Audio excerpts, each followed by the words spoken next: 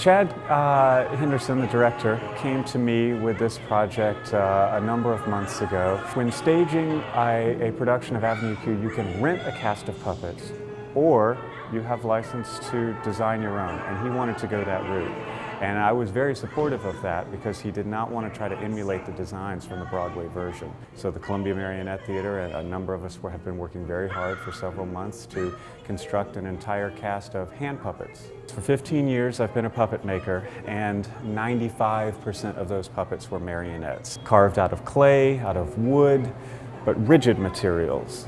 These puppets are material, they're fabric, and I don't sew.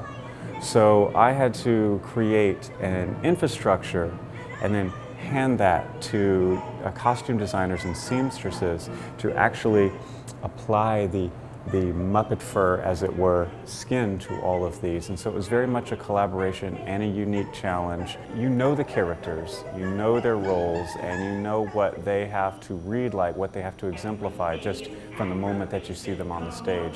Because Avenue Q works as a sort of Sesame Street for adults, we wanted to maintain some of that look to the characters. That's how the comedy was going to play. That's how the whole thing was going to hold together. So we took the Henson Muppet philosophy of designing characters out of simple geometric shapes and bold colors. And you can actually have a lot of fun with that and make very distinct characters that really read well from the audience. Trustus actors are operating the puppets who can now, I think, very confidently call themselves puppeteers. We've spent a couple months working together. I met with them very early on.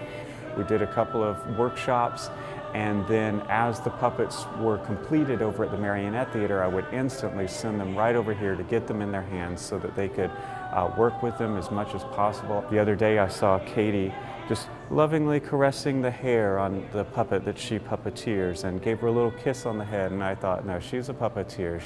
She loves this puppet, she believes that this character is alive, and even when it's laying in front of the table, she's addressing it and treating it accordingly. The dolls that you see right here are designed and created by my wife, Jennifer May Hill.